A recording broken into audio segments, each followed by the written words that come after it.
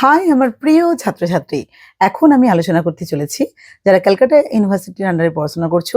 IDC সংস্কৃত যাদের রয়েছে তাদের জন্য ভিডিওটা খুবই গুরুত্বপূর্ণ। তো আমি কিছু ইম্পর্টেন্ট একেবারে প্রশ্নের উত্তর নিয়ে আলোচনা করছি। প্রথমেই দেখো সিদ্ধান্ত শিরোমণি। কি বললাম? সিদ্ধান্ত শিরোমণি। না, সিদ্ধান্ত শিরোমণি হলো বিখ্যাত ভারতীয় গণিতজ্ঞ ভাস্করাচার্য রচিত একটি প্রখ্যাত গ্রন্থ, যা 1200 শতকে রচিত হয়েছিল। এটি মূলত গণিত ও জ্যোতির্বিজ্ঞান বিষয়ক একটি বিশদ সাহিত্য কর্ম, যা সংস্কৃত ভাষায় লেখা হয়েছিল। এই গ্রন্থটি 4টি প্রধান ভাগে বিভক্ত। প্রথমেই হচ্ছে লীলাবতী।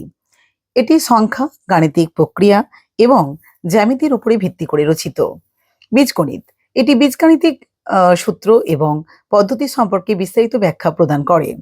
নেক্সট হচ্ছে গোলাধ্যায়। এতে গোলক জ্যোতির্বিজ্ঞান, গ্রহ গতিবিদ্যা ও মহাজাগতিক বিষয় দিয়ে আলোচনা করা হয়েছে। নেক্সট হচ্ছে না গ্রহগণিত। এটি মূলত জ্যোতির্বিজ্ঞান সংক্রান্ত গণনার জন্য ব্যবহৃত হয়। নেক্সট দেখো কি বলছে, ভাস্করাচার্য তার গ্রন্থ উন্নত গণিত এবং জ্যোতির্বিজ্ঞানের তত্ত্ব উপস্থাপন করেন, যা পরবর্তী পূর্ণ অবদান রেখেছিল। তার উল্লেখযোগ্য অবদানগুলির মধ্যে রয়েছে শূন্যের ব্যবহার এবং কি না লগারিদম সূত্রের প্রাথমিক ধারণা এবং গ্রহগতির গণনা। সংস্কৃত সাহিত্যে সিদ্ধান্ত শিরোমণি শুধু একটি গণিত গ্রন্থই নয়, এটি প্রাচীন ভারতের জ্ঞান বিজ্ঞান এবং বৌদ্ধিক উৎকর্ষের অন্যতম নিদর্শন। আজও গণিত ও জ্যোতির্বিজ্ঞানের ক্ষেত্রে এটি গুরুত্বপূর্ণ গ্রন্থ হিসেবে বিবেচিত হয়। এখন আলোচনা করব লল্লাচার্য।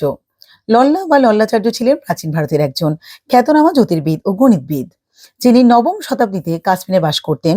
তিনি মূলত তার বিখ্যাত গ্রন্থ শিষ্যাধি বৃদ্ধি দাতান্ত্র এর মাধ্যমে জ্যোতির্বিজ্ঞানে বিশেষ অবদান রাখেন।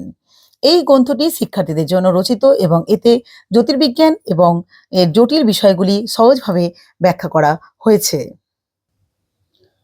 লল্লা পূর্বসূরি আর্যভট্ট ও ব্রহ্মগুপ্তের যে কাজের ভিত্তিতে জ্যোতির্বিজ্ঞান ও গণিতের অনেক অনেক দিক উন্নত করেন। তিনি গ্রহের গতি এবং সূর্য চন্দ্রগ্রহণের তিথি নির্ণয় ও নক্ষত্রের অবস্থান প্রভৃতি বিষয়ে নিখুঁত ও ব্যবহারিক গণনার পদ্ধতি উদ্ভাবন করেন। বিশেষ করে তিনি ত্রিকোণমিতির সাহায্যে গ্রহের কক্ষপথ বিশ্লেষণ করেন এবং গ্রহণের সময় ও স্থান নির্ণয়ের নিখুঁত পদ্ধতি প্রদর্শন করেন। তার অন্যতম বৈশিষ্ট্য ছিল জ্যোতির্বিজ্ঞান ও জ্যোতিষশাস্ত্রের মধ্যে সমন্বয় সাধন করা। যদিও তিনি বৈজ্ঞানিক দৃষ্টিভঙ্গিতে বিশ্বাসী ছিলেন, তবুও তিনি সমাজে প্রচলিত যে জ্যোতিষ ধারার সঙ্গে জ্যোতির্বিদ্যা যৌক্তিক দিককে তিনি যুক্ত করেন। লল্লার কাজ কেবল ভারতেই নয়, লল্লাচার্যের কাজ কেবল ভারতেই নয়, বরং আরব পার্সিক বিশ্বে প্রভাবও ফেলেছিল। তার রচনাগুলি আরব ভাষায় অনুদিত হয় এবং বিখ্যাত মুসলিম জ্যোতির্বিদরা তার থেকে প্রেরণাও নেন। তার এই আন্তর্জাতিক প্রভাব তাকে জ্যোতির্বিজ্ঞানের ইতিহাসে একটি গুরুত্বপূর্ণ স্থান দিয়েছে। সব মিলিয়ে লল্লাচার্য ছিলেন এমন একজন পণ্ডিত যিনি বিজ্ঞানের যুক্তি নির্ভর পথকে অনুসরণ করে ভবিষ্যতের জন্য একটি মজবুত ভিত্তি তৈরি করে গেছেন। এবারে আলোচনা করব মঞ্জুলাচার্য। মঞ্জুলাচার্য ছিলেন প্রাচীন ভারতের একজন বিশিষ্ট জ্যোতির্বিদ, যিনি নবম শতাব্দীতে কাজ করেছেন বলে ধারণা করা হয়। তিনি মূলত কাশ্মীর অঞ্চলে অধিবাসী ছিলেন এবং তার রচিত লঘু মানুষ নামক গ্রন্থের মাধ্যমে জ্যোতির্বিজ্ঞানের শাস্ত্রের গুরুত্বপূর্ণ অবদান রাখেন। লঘু মানুষ ছিল গ্রহচর্যা বিষয়ক একটি সংক্ষিপ্ত অথচ গম্ভীর তত্ত্ব সমৃদ্ধ গ্রন্থ। এই গ্রন্থে তিনি গ্রহগুলির গতি এবং তাদের অবস্থান নির্ধারণ, তিথি নক্ষত্রের হিসাব, সূর্য চন্দ্র গ্রহণ এবং অন্যান্য জ্যোতির্বৈজ্ঞানিক ঘটনাবলীর সূক্ষ্ম বিশ্লেষণ প্রদান করেন। তিনি চন্দ্র ও সূর্যের গতি নির্ণয়ের এবং গ্রহণ গণনায় উন্নত গণিতের ব্যবহার করেন। তার গ্রন্থে আর্যভট্ট ও ব্রহ্মগুপ্তের মত পূর্বসূরীদের তত্ত্বের ভিত্তিতে নিজস্ব সংযোজন ও পরিমার্জন দেখা যায়। মঞ্জুলাচার্যের অন্যতম বৈশিষ্ট্য ছিল তার গণনার পদ্ধতিগুলো স্পষ্টতা ও ব্যবহারিকতা। তার কাজ শিক্ষার্থীদের কাছে সহজবদ্ধ করার লক্ষ্যে রচিত হয়েছিল বলে অনেকে মনে করেন। তিনি জ্যোতির্বিদ্যার জটিল হিসেবগুলিকে সহজ করে উপস্থাপন করেছিলেন, যা পরবর্তী বহু জ্যোতির্বিদ্যার উপকারে আসে। তার রচনার প্রভাব পরবর্তী জ্যোতির্বিদ জ্যোতির্বিদ যেমন লল্লা ও শ্রীপতি প্রভৃতি পণ্ডিতদের লেখায় পরিলক্ষিত হয়। মঙ্গলাচার্য কাশ্মীরের ও জ্যোতির্বিদ্যার ধারাকে শক্তিশালী করে তুলেছিলেন এবং ভারতীয় জ্যোতির্বিজ্ঞানের ইতিহাসে একটা গুরুত্বপূর্ণ অধ্যায় সৃষ্টি করেছেন। সার্বিকভাবে মঙ্গলাচার্য ছিলেন এমন এক পণ্ডিত যিনি স্বল্পাকারে গভীর তত্ত্ব সমৃদ্ধ কাজ উপস্থাপন করে জ্যোতির্বিজ্ঞান শাস্ত্রে অমূল্য অবদান রেখে গেছেন। এরপরে আলোচনা করছি গণিত সার সংগ্রহ টিকা হিসেবে আলোচনা করো। গণিত সার সংগ্রহ হলো ভারতীয় গণিতের ইতিহাসে একটি অত্যন্ত গুরুত্বপূর্ণ গ্রন্থ, যা নবম শতাব্দীর জৈন গণিতবিদ মহাবীরাচার্য কর্তৃক আনুমানিক 850 খ্রিস্টাব্দে রচিত হয়েছিল। এটি তৎকালীন গণিতের বিভিন্ন শাখায় অর্জিত জ্ঞানকে সংকলিত ও সুসংহত করার একটি অসাধারণ প্রয়াস। গণিত সার সংগ্রহের মূল বিষয়বস্তু ও গুরুত্ব।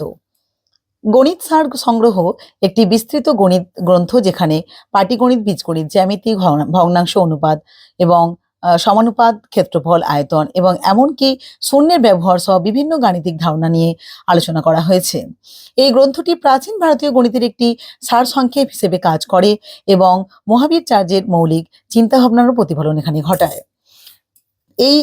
এর কিছু উল্লেখযোগ্য বৈশিষ্ট্য ও গুরুত্বপূর্ণ বিষয় নিয়ে আলোচনা করা হলো।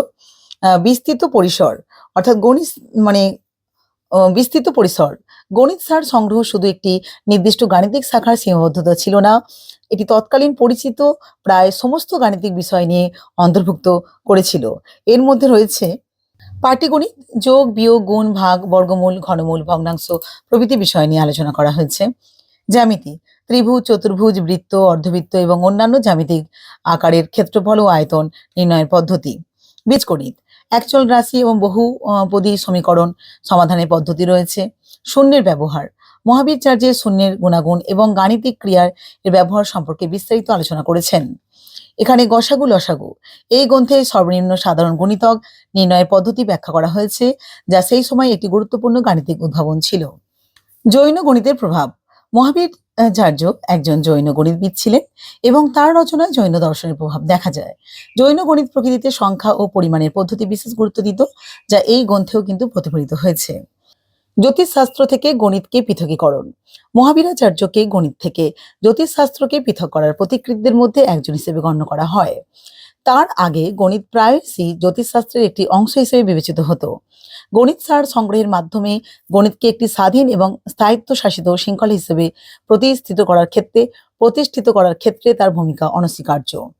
নেক্সট হচ্ছে পয়েন্ট কি আছে না, প্রাচীন গণিতবিদদের কাজে সমর্থন ও সম্প্রসারণ।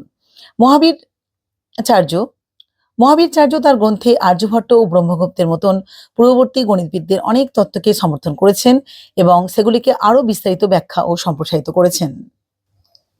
শিক্ষামূলক গুরুত্ব। গণিত সার সংগ্রহ একটি পাঠ্যপুস্তক হিসেবে বিবেচিত হতে পারে, যা শিক্ষার্থীদের জন্য গাণিতিক বিষয়গুলি সহজভাবে উপস্থাপন করতে সাহায্য করত। এটি তৎকালীন শিক্ষা ব্যবস্থায় গণিত শিক্ষার একটি গুরুত্বপূর্ণ উপাদান ছিল। ঐতিহাসিক গুরুত্ব। এই গ্রন্থটি প্রাচীন ভারতের গাণিতিক জ্ঞান ও অগ্রগতির একটি মূল্যবান দলিল এবং সেই সময়ের গাণিতিক চর্চা এবং ধারণার একটি পরিষ্কার চিত্র কিন্তু প্রদান করা হয়। উপসংহার।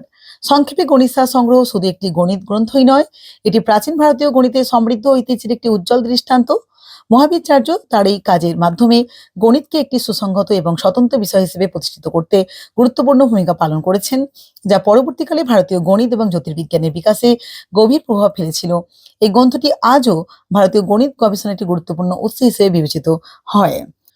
কিছু গুরুত্বপূর্ণ প্রশ্নের উত্তর নিয়ে আলোচনা করলাম। ঠিক আছে, ভিডিওটা ভালো লাগলে অবশ্যই তোমরা লাইক, কমেন্ট, শেয়ার করো।